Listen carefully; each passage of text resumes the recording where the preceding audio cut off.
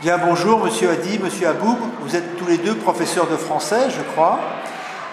Donc j'aimerais savoir ce qui vous a intéressé dans ce projet théâtre un peu particulier et pourquoi il vous semble important d'accueillir ce type de projet dans une école comme la vôtre.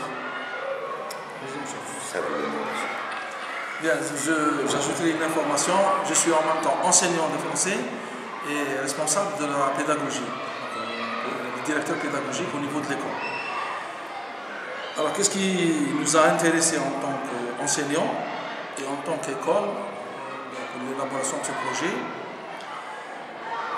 En tant qu'enseignant, on a d'abord vu l'aspect surtout pédagogique. Qu'est-ce que ça peut apporter de nouveau aux enfants?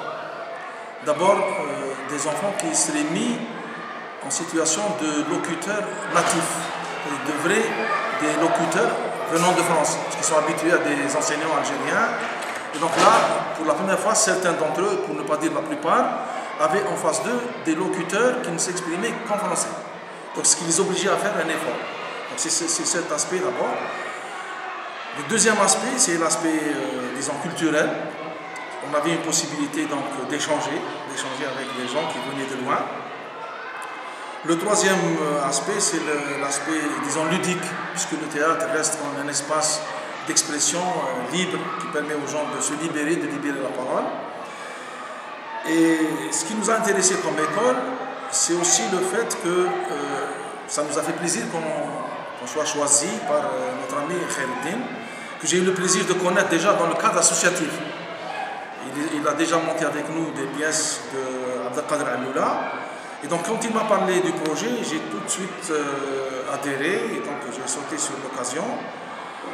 Et on a donc suivi le projet depuis le début jusqu'à la fin. Et là, je me réjouis donc quand j'ai vu les élèves participer, disons, avec plaisir. Pour certaines classes, par exemple, j'ai assisté à une ou deux classes, les élèves étaient vraiment accrochés au jeu de Philippe, qui a su bien rendre le texte. Et ce qui m'a fait plaisir, c'est que les élèves j'avais peur d'un obstacle. La langue aurait pu être un obstacle. Or là, ça n'a pas été le cas pour beaucoup d'élèves. Ils ont compris d'emblée le texte, puisque ça s'adressait à eux. Et en même temps, les élèves avaient la chance d'accueillir et l'auteur et l'acteur. C'était quelque chose de nouveau pour eux. Donc c'était un immense plaisir pour eux d'avoir accueilli l'auteur et en même temps l'acteur. De temps en temps, donc, les élèves ont manifesté du plaisir et ils l'ont montré de manière significative. Et c'est cet aspect donc là que je retiens pour l'instant de ce projet. Et c'est M. Hadi. Et vous, Monsieur Hadi, j'aimerais un peu savoir ce que vous avez pensé de ce que racontait l'histoire de cette pièce, qui est un monologue, de la salive comme oxygène. Alors, la première chose que je peux remarquer par rapport à l'écrit de Pauline Sall, oui. Pauline Sall, c'est que déjà l'histoire en elle-même donne des préoccupations d'adolescents. Donc, ce qui a été merveilleux, c'est que les élèves de notre établissement se sont rapidement identifiés au personnage principal joué par Philippe. Donc j'estime que ça a été un bon trait d'union. Je pense qu'une autre pièce théâtrale qui aurait traité d'un autre sujet serait peut-être moins bien passée. Qu'est-ce qui vous a semblé le plus pertinent, je dirais, dans le choix de cette fiction qui est quand même originale, puisque c'est une fiction qui parle de la recherche de la vérité? Qu'est-ce qui vous a semblé pertinent dans ce choix-là de Pauline Sall? Ce sont déjà ce qui est très pertinent, c'est la façon d'écrire, le questionnement, beaucoup de questions, des questions qui se suivent.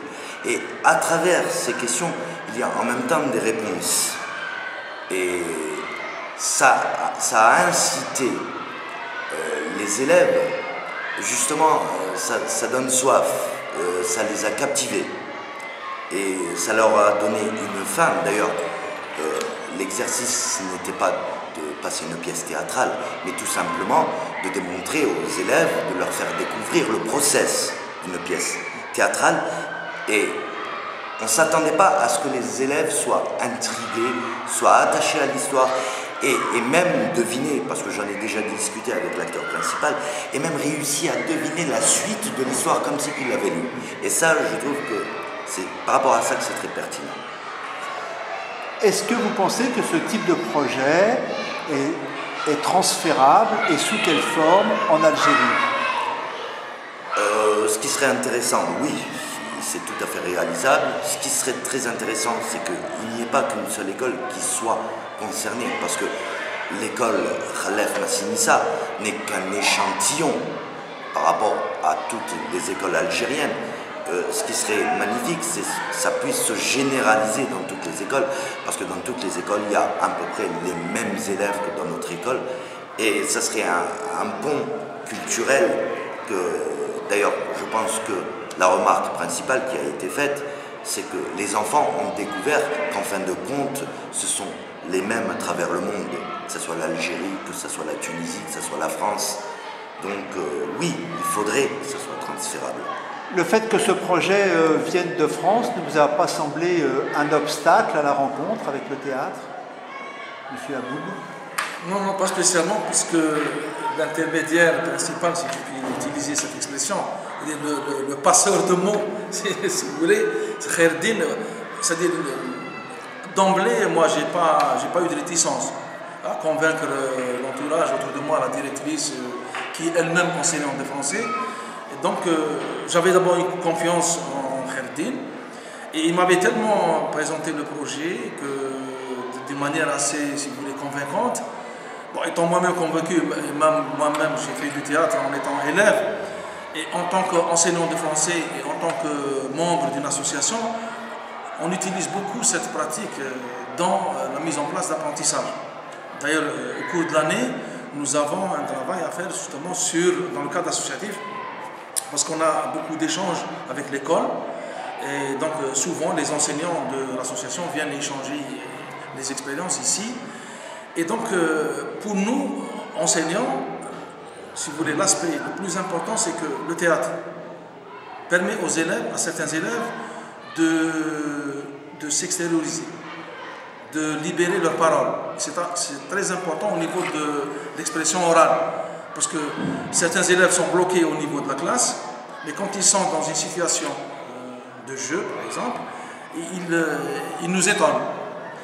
Donc en même temps, sur l'aspect psychologique, ça permet aussi à certains élèves timides de reconquérir donc, leur personnalité, de se retrouver sur le même pied d'égalité que leurs autres camarades.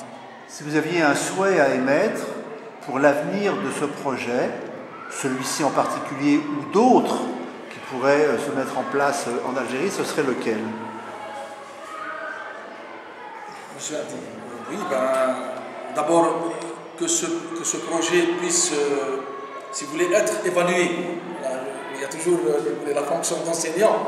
Bon, on a fait du travail, on voudrait bien que ça soit évalué, qu'est-ce que ça a apporté aux élèves. C'est ce que nous allons continuer à faire au niveau des élèves qui ont été choisis, puisque finalement tous les élèves de toutes les classes sont passés. Donc on va voir au niveau des élèves. C'est le premier niveau, si vous voulez. Le deuxième niveau, c'est de pouvoir échanger et peut-être de varier. Je ne sais pas comment on pourrait trouver la solution. Peut-être utiliser une autre forme d'écriture qui soit différente de celle qu'ils ont déjà vue.